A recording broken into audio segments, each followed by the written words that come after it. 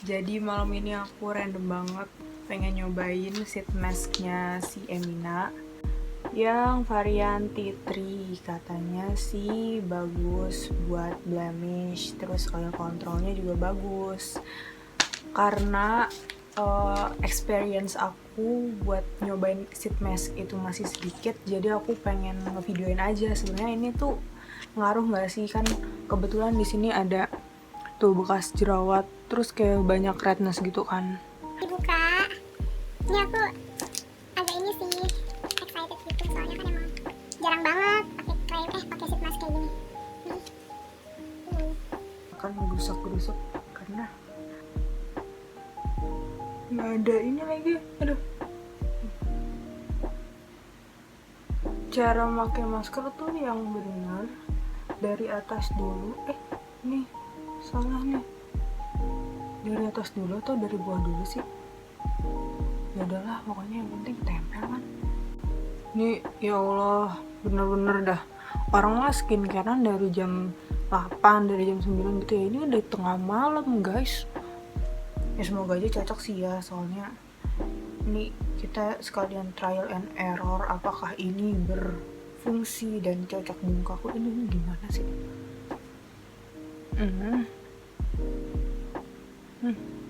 Terlalu sempit ininya boy.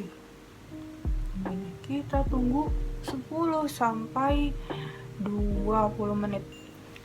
Sambil nunggu kita, enggak sih, aku mau berbagi aja. Baru dapat pembelajaran sih, karena nggak tahu kenapa aku tuh ngerasa perlu insight baru di hidup aku. Curious banget tentang sifat-sifat toksik gitu, dan untungnya aku dapat materi tentang yang menyinggung masalah ini gitu sih. Jangan takut gagal, karena gagal itu adalah proses. Jadi yang pertama, hal yang dibahas itu tuh yang harus kita tanya ke diri kita tuh, sebenarnya peran kita sekarang itu apa sih? Terus tujuan kita ke depannya itu apa sih gitu. Kita tuh mau jadi apa di masa depan? Terus kita udah punya life plan belum gitu?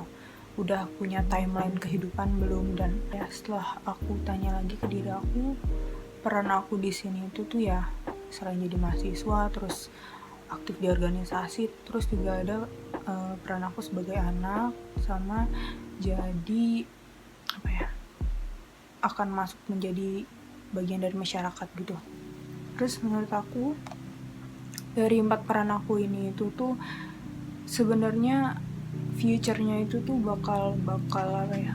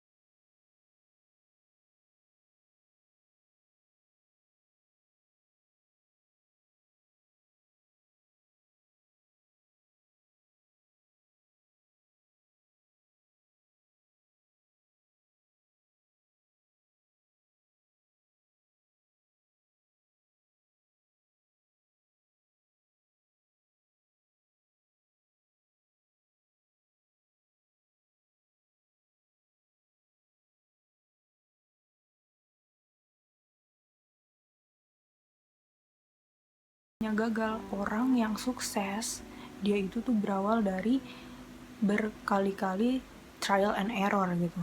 Jadi gagal coba lagi. Nah itu sih yang sampai sekarang masih jadi problem aku gitu. Kayak ketakutan untuk gagal dan rasa masih nyaman di zona yang sekarang ini tuh loh, yang sebenarnya jangan sampai gitu keterusan. Mindset itu tuh dibagi jadi dua, ada fixed mindset sama ada growth mindset. Jadi kalau yang fixed mindset ini, dia itu punya pemikiran yang cenderung jadi kalau misalkan ada tantangan baru, ada challenge baru, atau ada situasi yang nggak nyaman buat dia tuh ngerasa kayak ini bukan zona gue, kayaknya gue nggak bisa deh, kayak jadi mending ya udahlah gitu, biarin aja orang lain gimana, gue santai aja, kan let it flow gitu. Dia cenderung seperti itu. Tapi kalau orang yang punya growth mindset, dia itu tuh cenderung lebih, kalau ada suatu tantangan atau kondisi yang gak nyaman, dia itu tuh malah menjadikan itu sebuah challenge gitu buat dia. Ada situasi yang gak nyaman nih, dia tuh berani buat kayak do action gitu. Oke, gue harus bisa nih keluar dari masalah ini. Punya pemikiran yang setiap masalah pasti ada solusinya dan dilakukan dengan sebaik mungkin itu. Kalau orang yang punya fixed mindset, mereka juga cenderung yaitu tadi nyaman dengan keadaan yang sekarang.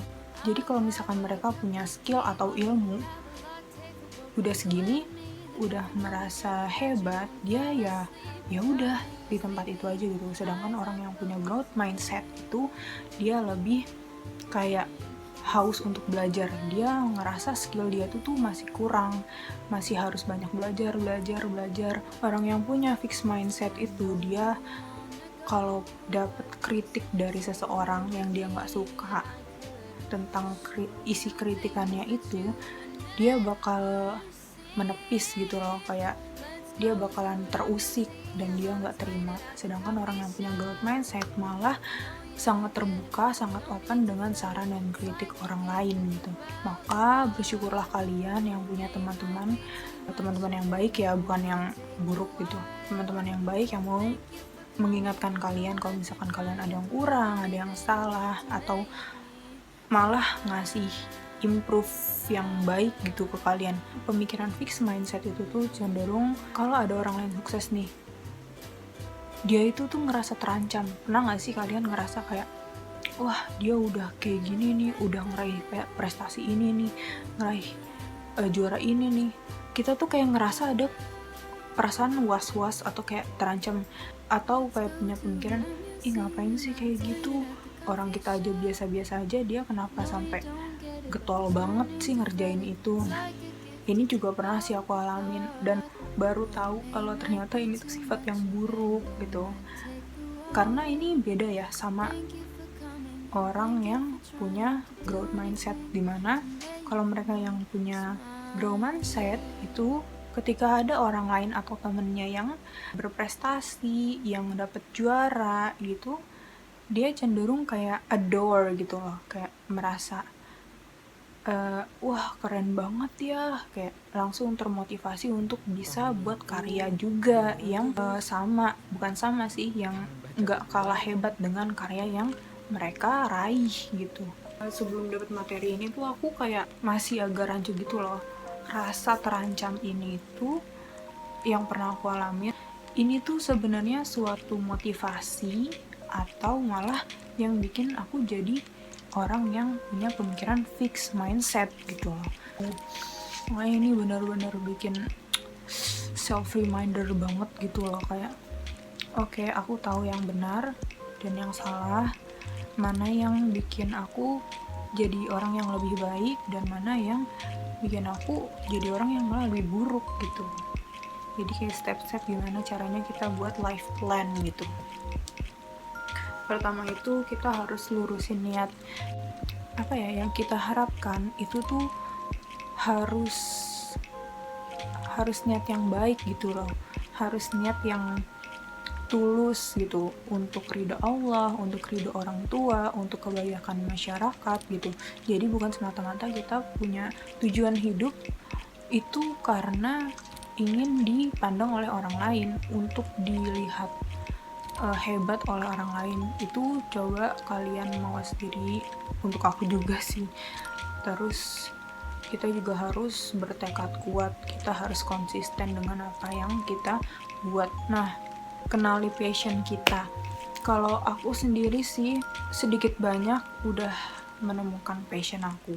Cuma ya masih banyak hal lain yang pengen aku coba supaya emang benar-benar tahu passion aku tuh beneran di mana sih gitu. Kalau misalkan kalian udah tertarik sama hal yang kalian lakuin, terus pas ngejalanin itu secapek apapun kalian tetap bahagia dan tetap kayak enjoy aja gitu ngejalaninnya, berarti itu passion kalian. Dan apapun itu nggak melulu di akademik, bisa aja di bidang musik, seni, atau olahraga. Itu coba kalian resapi, coba kalian pikirin lagi apa yang bikin kalian seneng, walaupun kegiatan itu tuh melelahkan gitu loh. Buat target dan ukuran yang jelas. Jadi targetnya ini juga harus realistis. Kayak misal nih, kalian mau diet, hari pertama harus 100 kali squat jam. Wah, itu kan udah gak realistis kan. Orang baru mau ngejalanin 1 hari masa udah 100 squat jam, kan bisa 7 kali atau 10 kali per hari dulu gitu. Itu lebih realistis, dan pas ngejalanin pun kita nggak kebeban kan, daripada yang sehari langsung 100 gitu kan, kayak aduh udah males duluan, udah pegel duluan pinggang kan gitu. Jadi harus realistis dan tetap konsisten. Jadi sedikit nggak apa-apa, prosesnya lama, asal jangan berhenti. Itu sih yang jadi insight baru juga buat aku. Aduh kucing, harus mulai ciptain karya ataupun prestasi sebanyak-banyaknya, sebesar-besarnya. Gagal nggak masalah, gagal lebih baik daripada kita tidak mencoba sama sekali. Yang terakhir, jangan lupa doa sama yang di atas. Jangan lupa untuk minta doa, restu dari orang tua, ridho dari Allah, supaya dilancarin semua yang kita harapkan, semua yang kita jalanin, apa yang jadi tujuan hidup kita.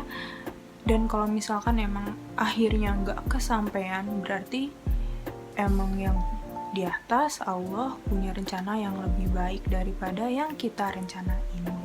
Aku cuma mau sharing aja sih yang udah aku simpulin, yang udah aku catat dari materi yang udah aku dapat. Ini aku nggak menggurui, aku juga belum bisa menerapkan seluruhnya karena ini juga pelajaran baru buat aku. Kita belajar bareng-bareng, bisa bermanfaat aja gitu, bukan cuma aku yang tahu tapi kamu juga tahu. Ini udah 20 menit, jadi kita lepas aja and let's see. Masih tetap merah ya, lembab gitu sih. Ini hasilnya. Mana? Tadi yang merah tetap merah ya. Mungkin karena baru